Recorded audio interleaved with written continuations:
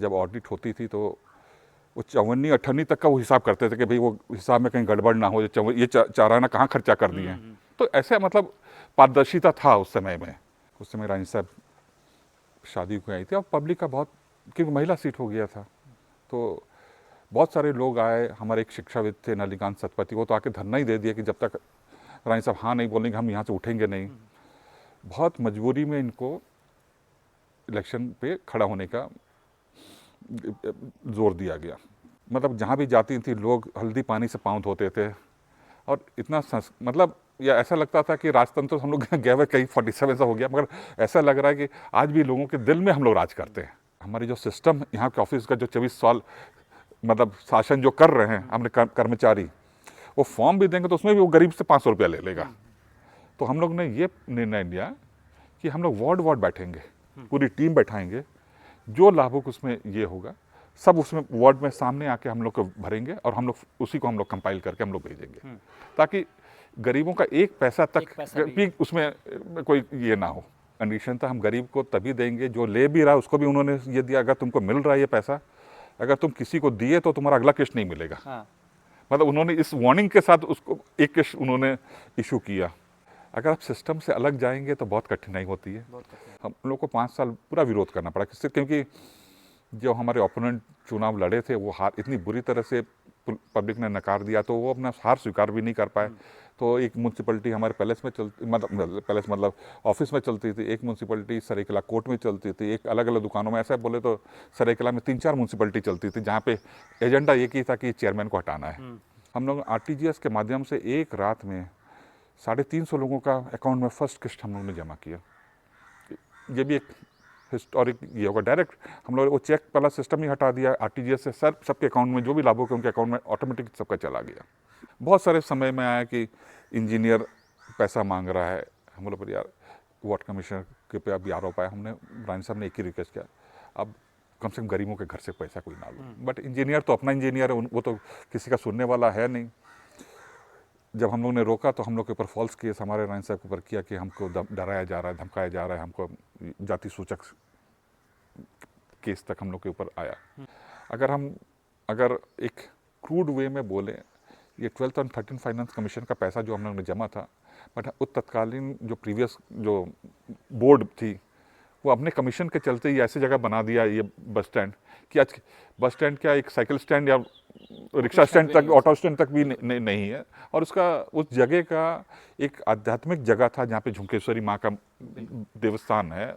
आज वहीं पे एक बहुत गलत कामें हो रही, असामाजिक काम हो रहे हैं, तो जो कि नहीं होना चाहिए था। छऊ का बस साल में एक छऊ महोत्सव होता है, बस उसी के लिए थोड़ा सा बहुत ये हो जाता है। बट ये सब चीज़ जो है कला संस्कृति, ये सब हमारे लोगों के रग रग में बैठी है। हम लोग चाहते हैं कि कलाकार को एक रोजगार मिले, सिर्फ एक चैत्र पर्व के टाइम पे नहीं मिले, एक राउंड द ईयर उन लोग को एक्टिविटीज मिले, ताकि टूरिज्म होता रहेगा। तो एवरी नाइट इस तरह का सिस्टम बना दें कि शाम को जो भी पर्यटक आए, बिल्कुल जैसे राजस्थान में होती है, एकदम, ताकि उन लोग आके आए, शाम को घूमें, खाए पिए, नृत्य देखें और एकदम आप बिलीव नहीं करिएगा कि नमस्कार। नगर निकाय चुनाव की संखनाद हो चुकी है और इसी के साथ कल यानी 7 तारीख को सभी प्रत्याशी उम्मीदवारों को अपनी अपनी चुनाव चिन्ह मिल गई। आप सभी उम्मीदवार घरों तक जा रहे हैं और अपना पर्चा के साथ लोगों तक पहुंच रहे हैं, साथ ही साथ अपना जो भी वो कार्य किए हैं नगर के विकास के लिए उसका लेखा जोखा भी दे रहे हैं और साथ ही साथ कुछ वादे भी कर रहे हैं। सरायकेला नगरी छऊ की नगरी के नाम से प्रसिद्ध इस छऊ की नगरी का कालजयी इतिहास है। इतिहास के साक्षी के रूप में हमारे साथ मौजूद है, सभी जो है सम्मान के साथ राजा साहब कहते हैं। नाम है प्रताप आदित्य सिंहदेव जी। सर बहुत बहुत स्वागत है आपका। जोहार। और इसी के साथ जो सरायकेला नगर पंचायत है उसमें अध्यक्ष पद पर इस बार चुनावी रण में है। देखिए, सरायकेला का इतिहास जो है, हमारा परिवार का इतिहास करीब 1205 से चली आ रही है। स्टार्टिंग में हम लोग चकदरपुर पोड़ाट जो था, और वहाँ से हम लोग एक भाई हमारा सरायकेला आ गया 1640 में, और तब से हम लोग सरायकेला में रह रहे हैं।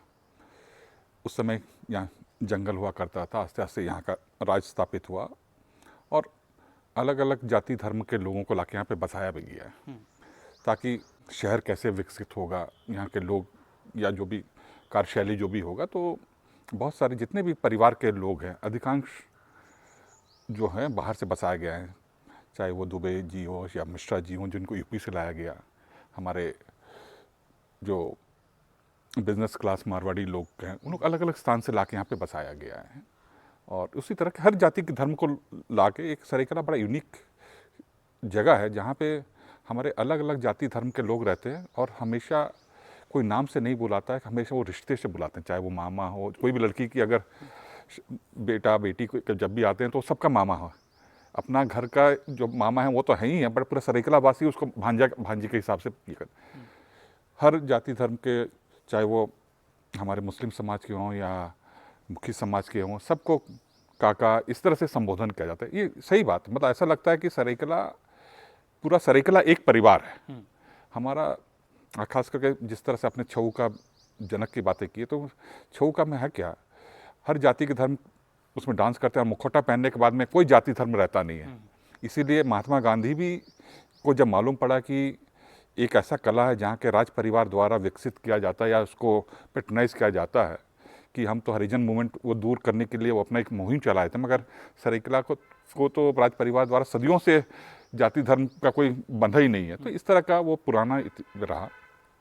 उसी तरह जो अब जब म्यूनसिपलिटी की हम लोग बातें कर रहे हैं, 1889 में सरायकेला म्यूनसिपलिटी की स्थापना हुई। हमारे उस समय जो सरायकेला राजतंत्र था उसी के तत्वाधान में ये म्यूनसिपलिटी हुई। कोई भारत आज़ादी के पहले से ही ये म्यूनसिपलिटी का स्थापना हुआ है।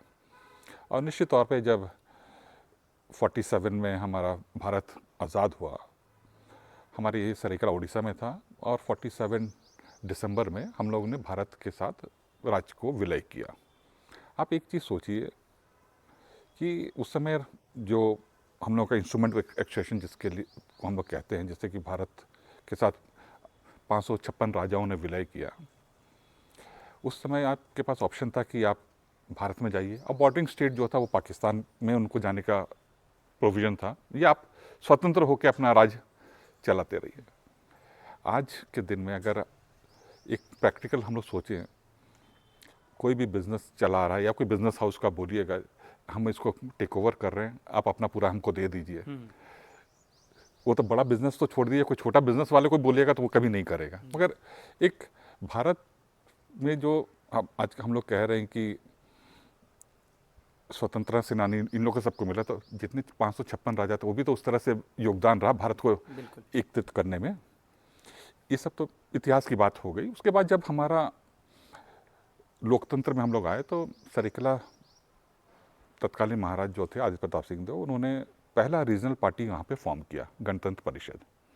और क्योंकि ये उस समय ये उड़ीसा का हिस्सा था, या उड़ीसा के साथ इनका हम लोग का आज तक लैंग्विस्टिकली हम लोग उड़िया ही बोलते हैं यहाँ पे, तो वहाँ पे हमारे उड़ीसा में हमारे जो पूर्वजों ने, महाराजा आदित्य प्रताप सिंह देव ने एक ये जो गणतंत्र परिषद का उन्होंने, तो उन्होंने चीफ ऑपोजिशन पार्टी वहाँ पे उनका फॉर्म हुआ। और उड़ीसा के तत्कालीन जो मुख्यमंत्री थे मेहताब, हरिकृष्ण मेहताब, उनको लगा कि सरायकेला राज परिवार हमेशा उड़ीसा में जाने के लिए मुहिम चला रहा है, तो इसलिए उसको वो विरोध किए कि ये उड़ीसा में विलय ना हो, और हम लोग बिहार में आ गए। अब हम लोग झारखंड में, खैर ये तो भारत सरकार की अपनी अपनी पॉलिसी है, पर हम जोग्राफिकली हम लोग खैर कोई एक लकीर खींच देने से आप उड़ीसा, बिहार और झारखंड, बट हम लोग भारत में हैं। बट आज भी यहाँ के लोगों में उड़िया भाषा संस्कृति बची हुई है, और इसको बचाने वाले सिर्फ उड़ीसा के यहाँ के सरायकेला के लोग हैं। आप एक काम देखिएगा, जो हमारे पूर्वज उस समय जो ला के बसाया, चाहे वो मुस्लिम कम्युनिटी हो या मारवाड़ी कम्युनिटी हो या जो भी कम्युनिटी को ला के बसाया गया, सबको उड़िया में एकदम फ्लुएंट है। बिल्कुल, इसमें कोई दो मत नहीं है। भले हम लोग कोई अलग अलग जाति धर्म के हो सकते हैं, पर भाषा में सबको उड़िया भाषा जुड़ी हुई है। हाँ। इनफैक्ट उड़ीसा से जब लोग आते हैं उन लोग खुद महसूस करते हैं कि हमारे भुवनेश्वर जो कैपिटल है वहाँ पे इतना अच्छा उड़िया नहीं बोली जाती है, या हम लोग वहाँ पे हिंदी बोलने लग गए, मगर हमारे सरायकेला में उड़िया भाषा किस तरह से विकसित हुई है। तो देखिए, भाषा संस्कृति ऐसी चीज़ है जो आपके जीवन से कोई नहीं ले सकता, ये आपके खूनों में, रगों में बहती है। चलिए, ये तो भाषा संस्कृति बात होगी।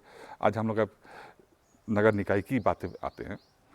नगर निकाय हमारे जैसे आपको बोला हमारे पूर्वजों ने 1889 में इस्टेब्लिश किया और हमारे परिवार के अलग अलग राजाओं ने या राज परिवार के सदस्य यहाँ के चेयरमैन रह चुके हैं। हमें तो याद है आज भी एक बड़ा बाबू हैं आपके म्यूनसिपलिटी में, श्याम सुंदर कामिला। हमारे जब ग्रैंडफादर यहाँ पे म्यूनसिपलिटी के चेयरमैन थे, जब ऑडिट होती थी तो वो 54 58 तक का वो हिसाब करते थे कि भाई वो हिसाब में कहीं गड़बड़ ना हो, ये चाराना कहाँ खर्चा कर दिए हैं। तो ऐसे मतलब पारदर्शिता था उस समय में। और फिर ऐसा कुछ हो गया कि 24 साल चुनाव नहीं हुआ झारखंड में नगर निकाय का। 24 साल बाद 2008 में चुनाव हुआ। उस समय रानी साहब शादी को आई थी और पब्लिक का बहुत, क्योंकि महिला सीट हो गया था तो बहुत सारे लोग आए। हमारे एक शिक्षाविद थे नलिकांत सतपथी, वो तो आके धरना ही दे दिया कि जब तक रानी साहब हाँ नहीं बोलेंगे हम यहाँ से उठेंगे नहीं। बहुत मजबूरी में इनको इलेक्शन पे खड़ा होने का जोर दिया गया। फिर उन्होंने पर्चा वर्चा भरा और जिस तरह से सरेखला वासियों के का तरफ से, ये तो खैर यहाँ की बहू हैं, इतना प्यार सम्मान मिला। मतलब जहाँ भी जाती थी लोग हल्दी पानी से पाँव धोते थे और इतना मतलब या ऐसा लगता था कि राजतंत्र हम लोग गए हुए कहीं 47 सा हो गया, मगर ऐसा लग रहा है कि आज भी लोगों के दिल में हम लोग राज करते हैं। बिल्कुल। ये हम लोग की कोई क्रेडिट नहीं है ना, रानी साहब की कोई क्रेडिट, ये शायद हमारे पूर्वजों ने कुछ ऐसा काम किया होगा जिसको दिल से, ना ये खरीदा हुआ क्रेडिट है कि हम पैसा दे के पाँव धुलवा रहे हैं। तो ये सब चीज़ दिल में छू जाती है। और उस समय जब हम लोग घर घर गए, हम लोग का देखिए हम लोग का कैंपेनिंग पॉलिसी ये है कि प्रत्येक घर हम लोग जाएंगे। जब हम लोग बाकी घर गए बहुत सारे, तो हम लोग जब शहर के बीच में आप देखिएगा, पैलेस से जब जाइएगा तो एक बस्ती टाइप का, जिसको हम लोग अगर शायद बड़े शहर में रहता तो उसको हम लोग स्लम बोलते हैं, और उस तरफ पक्के घर है। तो सोचिए उस समय जब स्टेट बनी थी, राज परिवार के द्वारा ये सोचा गया था कि ऐसे लोगों को, गरीब लोगों को शहरों के बीच में बसाया सके, ताकि वो छोटा सा घर भी, दुकान भी खोलेंगे तो उनकी रोजी रोटी चलेगी, उनके साथ कोई अन्याय नहीं होगा। अगर हम उसी बस्ती को हम शहर के कोई दूसरे कोने में, शहर के बाहर करते तो शायद उनके लिए वो रोजी रोटी घर चलाने के लिए भी असमर्थ होते। हम और रानी साहब जब पहली बार उन लोग के घर में गए, हम लोग को आश्चर्य लगा कि मतलब जहाँ हवा तक नहीं जा सकती, बेचारे कैसे रह रहे हैं। रहना, खपरा घर, इतने छोटे छोटे कमरे में रहना, जो लिटरली एक स्लम था। हम लोग कभी उस अंदर तक, रोड से हम लोग क्रॉस करते हैं बाहर दिखता है, बट अंदर जब हम लोग एक एक घर गए तब बहुत महसूस किए। वो बड़ा टचिंग कर गया हम लोग को जब तो। और जिस तरह से सरायकेला वासियों का अपूर्व श्रद्धा स्नेह, और उन्होंने उस चीज़ को उन्होंने वोट में कन्वर्ट किया। 97% जितना वोट पोलिंग का 97% रानी साहब को मिला। मतलब ये सब दिल की छूने वाली बात है। भले लगा कि पता नहीं हम लोग ने पूर्वजों का क्या इतना योगदान था कि जिनको, जो यहाँ की बहू हैं उनको इतना सम्मान मिला।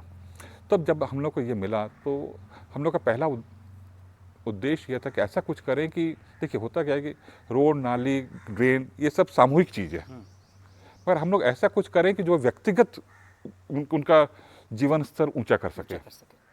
तो हम लोग के दिमाग में पहला जब इन लोग के एरिया में गए तो घर का आया। तो उस समय हम लोग ने कुछ अध्ययन किया कि क्या क्या स्कीम्स हैं। 24 साल तो ऐसा था कि बस एक नाम का ऑफिस था, जिसकी जो एक्टिविटीज़ जो थी, मतलब जो एक फाइल वर्क है वही चलता था, कोई जनप्रतिनिधि नहीं। तो उसमें हम लोग ने कुछ बहुत पुराने, क्योंकि उसी समय आपको याद होगा 2008 में Jawaharlal Nehru urban renewal mission एक सेंट्रल स्कीम्स आया, तो वो तो बड़े शहरों के लिए था। तो उसका उन्होंने छोटे शहरों के लिए भी कुछ स्कीम्स रखे हुए थे, drainage, sewerage, rapid transportation. But हम लोग को लगा ये सब तो आम चीज़, चल होगा, ऐसी बात नहीं है कि उसको हम लोग, बट एक उसमें से एक स्कीम हमको दिखा IHSDB, मतलब गरीबों का आवास, जिसका ये था कि भाई आवास का 90%, 80% सेंट्रल गवर्नमेंट का है, 10% हमारे स्टेट गवर्नमेंट देगा और 10% लाभुक देगा। उसमें भी ये ऑप्शन था कि 10% भी अगर लाभुक ना दे पाए तो वो श्रमदान दे के वो 10% उसको अपना पूरा कर लेगा। तो इतना अच्छा स्कीम हमको लगा कि इससे, ये स्कीम को अगर हम लागू कर दें, जो गरीबों का घर हम डायरेक्ट उसको हम दे पाएँ, तो ये स्कीम को, बट क्या करें, बट ऑफिस का सिस्टम ऐसा था कि फॉर्म हमने उसका DPR बनवाया, उसका फॉर्म जब लाया तो हमको लगा कि रानी साहब का उद्देश्य यह था कि हमारी जो सिस्टम यहाँ के ऑफिस का जो 24 साल मतलब शासन जो कर रहे हैं हमने कर्मचारी, वो फॉर्म भी देंगे तो उसमें भी वो गरीब से 500 रुपया ले लेगा। तो हम लोग ने ये निर्णय लिया कि हम लोग वार्ड वार्ड बैठेंगे, पूरी टीम बैठाएंगे, जो लाभुक उसमें ये होगा सब उसमें वार्ड में सामने आके हम लोग को भरेंगे और हम लोग उसी को हम लोग कंपाइल करके हम लोग भेजेंगे, ताकि गरीबों का एक पैसा तक एक पैसा भी भी उसमें कोई ये ना हो। और उस तरह से ये स्कीम हमने 1400 घर को सैंक्शन करवाया और उसके लिए हम लोग को 28 करोड़ रुपए सरकार की तरफ से सैंक्शन भी हो गया। मगर अगर प्रैक्टिकल बात बोले कि बहुत सारे, जब आज तक म्यूनसिपैलिटी में इतना बड़ा रकम आया नहीं था, हम लोग अकाउंट भी खोल दिए यहाँ पे, मगर जो सिस्टम में था उनको लगा कि 28 करोड़ बहुत बड़ा है, वो अपना हिसाब करने लगे कि हमारा हिस्सा कितना बनेगा। मगर रानी साहब का एक कंडीशन था, हम गरीब को तभी देंगे, जो ले भी रहा है उसको भी उन्होंने ये दिया, अगर तुमको मिल रहा है ये पैसा, अगर तुम किसी को दिए तो तुम्हारा अगला किश्त नहीं मिलेगा। हाँ। मतलब उन्होंने इस वार्निंग के साथ उसको एक किश्त उन्होंने इशू किया। अगर आप सिस्टम से अलग जाएंगे तो बहुत कठिनाई होती है, आपके विरुद्ध सब बहुत कुछ कुछ खामियाजा बहुत खामियाजा हो जाएगा। क्योंकि अफसोस या ये हम लोग ये उसकी पॉजिटिवनेस बोलिए कि पहली बार मतलब नया इलेक्शन लॉ के हिसाब से चेयरमैन डायरेक्ट चुनी हुई आई थी। पहले ये था कि वार्ड कमीशन चुनते थे और उसमें से आपस में एक चेयरमैन चुनी जाती थी। तो ये डायरेक्ट चेयरमैन थी, फिर भी लोगों को लगा कि इनको भी हटाया जाए, अगर ये रहेंगी तो हम लोग का जो सिर्फ हम टेबल के नीचे जो उनका हक, वो चीज़ को, जो गरीबों का जो पैसा जाता उसको उन्होंने अपना हक समझते थे। हम सिर्फ इलेक्टेड मेंबर्स को नहीं बोलते, ऑफिस का भी पूरा ये सिस्टम ही था। तो हम लोग थोड़ा सिस्टम से बाहर जाने से जब हम लोग गए तो हम लोग को बहुत विरोध का सामना पड़ा यहाँ तक कि कभी कभी हमको तो लगता है कि 10 वार्ड कमिश्नर से 9 वार्ड कमिश्नर 5 साल हम लोग का विरोध करते रहे, मगर हम लोग उसमें डट कर रहे। हम लोगों ने हार नहीं मानी अपनी और आया और स्कीम चालू भी हुआ, बहुत सारे घर का बन भी गया। और उसके बाद, क्योंकि ये एक दिन की बात नहीं है ना, पूरा डीपीआर बनना, सैंक्शन करवाना, उसी में हम लोग का 4 साल निकल गया। पैसा भी हम लोग ने पहले अकाउंट में जमा कर दिया था, मगर हम लोग का दूसरा टर्म जब चालू हुआ है, सेकंड टर्म हम लोग को मिला पब्लिक की उसमें, बट वो टफ फाइट था क्योंकि हम लोग ने सिस्टम के विरुद्ध काम किया, इसलिए हमको बहुत, क्योंकि ऑफिस की तरफ से विरोध था, जो एक सेलेक्टेड लॉबी चाहती नहीं थी कि हम लोग ये स्कीम लागू करें, शायद लागू करने से हम लोग का हमेशा के लिए हम लोग को कोई हटा नहीं पाएगा, या जो भी उनका अंदर की बातें तो नहीं, बट हम लोग को 5 साल पूरा विरोध करना पड़ा। किससे? क्योंकि जो हमारे ओपोनेंट चुनाव लड़े थे वो हार इतनी बुरी तरह से पब्लिक ने नकार दिया, तो वो अपना हार स्वीकार भी नहीं कर पाए। तो एक म्यूनसिपलिटी हमारे पैलेस में चलती, मतलब ऑफिस में चलती थी, एक म्यूनसिपलिटी सरायकेला कोर्ट में चलती थी, एक अलग अलग दुकानों में, ऐसा बोले तो सरायकेला में 3-4 म्यूनसिपलिटी चलती थी, जहाँ पे एजेंडा एक ही था कि चेयरमैन को हटाना है। तो खैर हम लोग कोई पब्लिक के लिए अगर हर तरह का हर जो भी हम लोग को झेलना पड़े या संघर्ष करना पड़े, उसमें हम लोग पीछे हटने वालों में नहीं है। तो हम लोग सेकेंड फेज़ में हम लोगों ने अपना वो स्कीम पूरा किया और बहुत सारे सिस्टम इतने थे कि जब चालू हो गया, चेक आने लगा, आप बिलीव नहीं करिएगा, क्योंकि हम लोग को लगा कि ऑफिस में अगर ये करेंगे तो हर चीज़ में उन लोगों ने कमीशन का कर, हम लोग आरटीजीएस के माध्यम से एक रात में 350 लोगों का अकाउंट में फर्स्ट किस्त हम लोग ने जमा किया। ये भी एक हिस्टोरिक ये होगा। डायरेक्ट हम लोग वो चेक वाला सिस्टम ही हटा दिया, आरटीजीएस से सबके अकाउंट में जो भी लाभों के उनके अकाउंट में ऑटोमेटिक सबका चला गया, ताकि वो बिचौलियों का कोई यही ना हो। फिर लोगों को आया कि इंजीनियर, क्योंकि इंजीनियर ही अप्रूव करेगा कि भाई आपने घर का सही मापी किया कि नहीं। बहुत सारे समय में आया कि इंजीनियर पैसा मांग रहा है, हम बोले पर यार वार्ड कमिश्नर के पे अब आरोप आया, हमने रानी साहब ने एक ही रिक्वेस्ट किया, अब कम से कम गरीबों के घर से पैसा कोई ना लो। बट इंजीनियर तो अपना इंजीनियर है, वो तो किसी का सुनने वाला है नहीं। जब हम लोग ने रोका तो हम लोग के ऊपर फॉल्स केस हमारे रानी साहब के ऊपर किया कि हमको डराया जा रहा है, धमकाया जा रहा है, हमको जाति सूचक केस तक हम लोग के ऊपर आया। हम लोग ने सरायकेला कोर्ट में, हाई कोर्ट से बेल लेके हम लोग ने इस काम को किया। तो इसी तरह से झगड़ा झंझट में भी हम लोग ने करीब 400 घर हमने बना दिया। और हम लोग के बाद फिर अफसोस की बात है, जो 28 करोड़ हम लोग लेके आए थे, उसमें भी बहुत सारे स्कीम ऐसे थे कि भाई जगह नहीं है, घर कहाँ बनाएंगे। तो हम लोगों ने उसी समय डीपीआर बना के पास किया कि जहाँ पे नहीं है सरकारी जगह पे ये आवास बनेगा, जो आज हम लोग के टाइम ने जो किया था वो आपका फ्लैट सिस्टम गरीबों को इकोनॉमिक वीकर सेक्शन के लिए बनाया गया। तो ये जो 28 करोड़ लाए थे, करीब 4-5 करोड़ खर्चा हुआ और 24 करोड़ सरेंडर कर दिया। ये सबसे दुख की बात है। दुखद बात है। जिस रकम को लाने के लिए आप लोगों ने इतना एकदम संघर्ष किया एकदम। ताकि गरीबों को घर बन जाए और गरीबों क्या, का, जी तो जी, वो पूरा नहीं कर पाए पूरा नहीं क्योंकि कर सिस्टम पाए। के सामने जो है सिस्टम आप का लोग को बहुत बहुत बेबस हार हो गए गया। थे फिर उसमें। भी इतने बेबस होकर भी हम लोग ने करीब 400 प्लस हमने घर बनाया, मतलब रानी साहब ने के द्वारा बनाया गया है। ये सब ये है। साहब आप फिर से जो है इस बार चुनावी मैदान में हैं और पब्लिक के बीच में ये भी बातें हैं कि जिस तरह आपने कहा, जिस तरह आपका कार्यकाल रहा पुराना 2 टर्म की रानी साखी, तो उसका बीच में भी जो है लोगों के बीच में जो इम्पैक्ट है वो इम्पैक्ट अब भी जो है उनके जहन में है। जिनको घर मिली, जिनको छत मिली, वो कभी नहीं भूल सकता।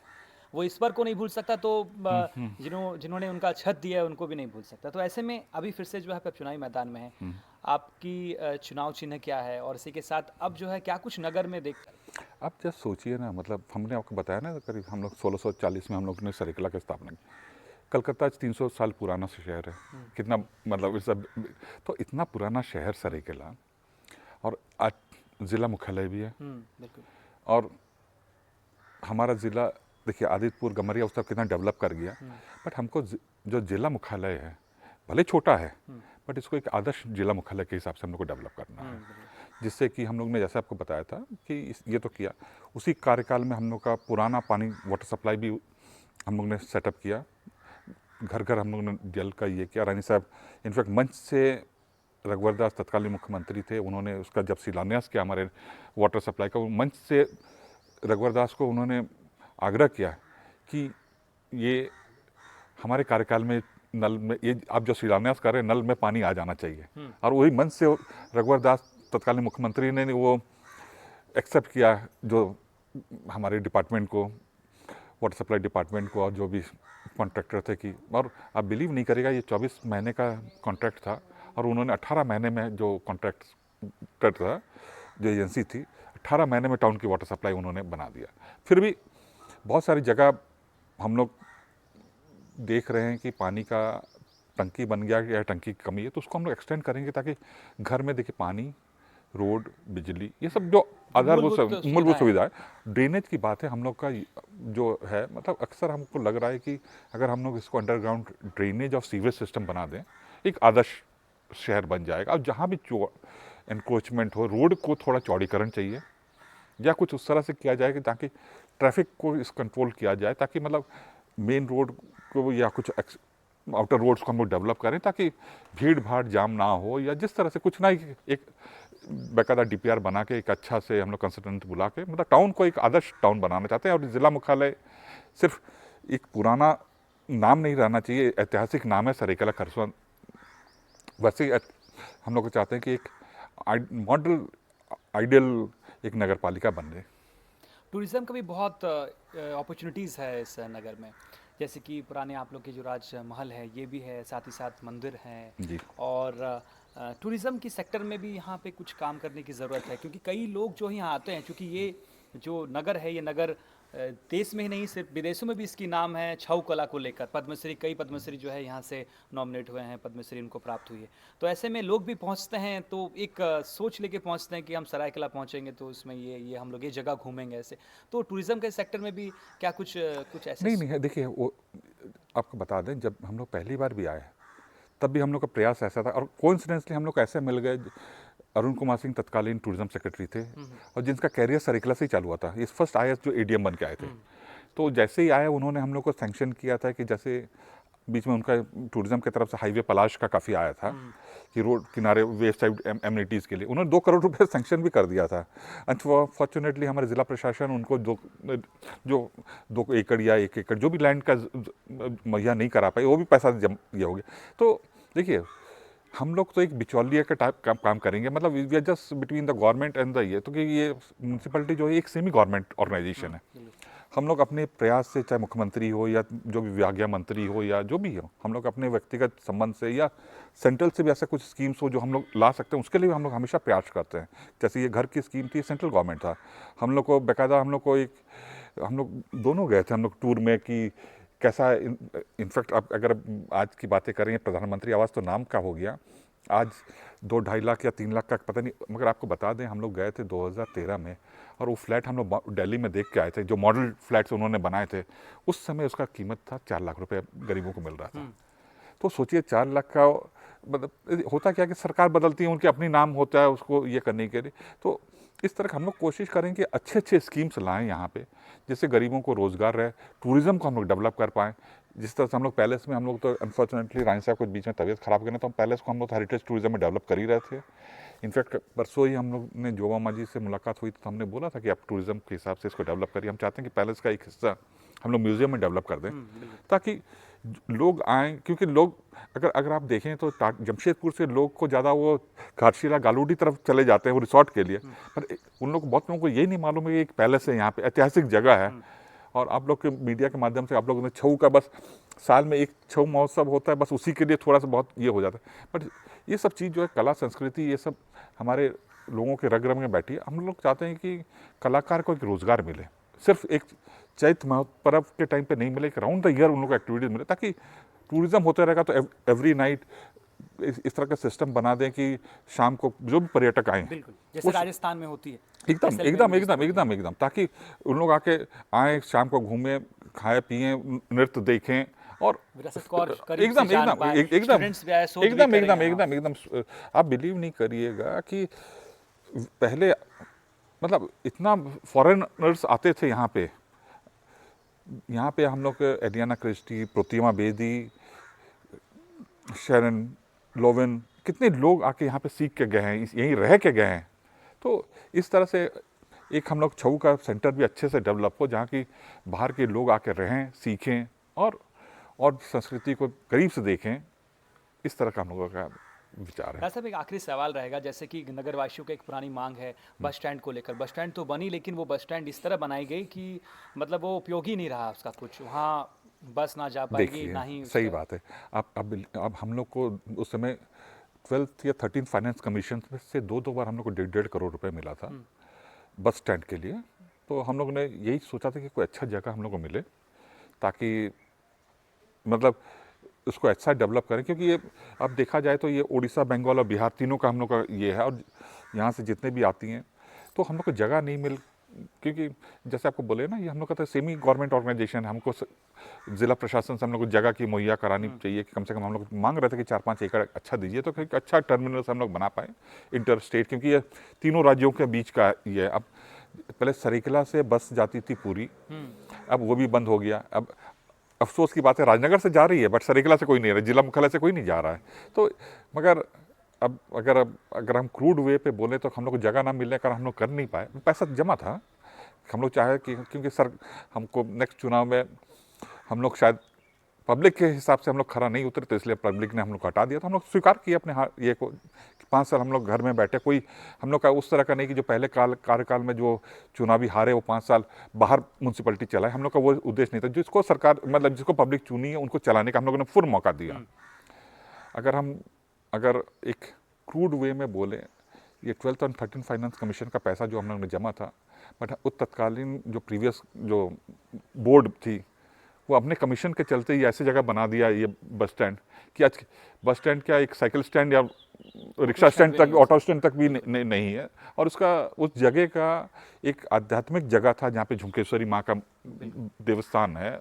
आज वहीं पे एक बहुत गलत कामें हो रही, असामाजिक काम हो रहे हैं, तो जो कि नहीं होना चाहिए था। ठीक है ऐसा, बहुत बहुत धन्यवाद। और चूंकि अभी आप बिजी हैं, आप प्रचार प्रसार में भी लग गए हैं, और ऐसे में नगर महासंग्राम में आप लगातार जो प्रत्याशी हैं, जो उम्मीदवार हैं, उनसे हम लगातार इंटरव्यू कर रहे हैं, और वो जनता तक क्या कुछ कहना चाहते हैं जनता को, और क्या कुछ जनता तक अपना उद्देश्य पहुंचाना चाहते हैं, ये हम हमारे माध्यम से पहुंचा रहे हैं। आप जुड़े रहे हमारे छोटा नागपुर लाइव के साथ। बहुत बहुत धन्यवाद।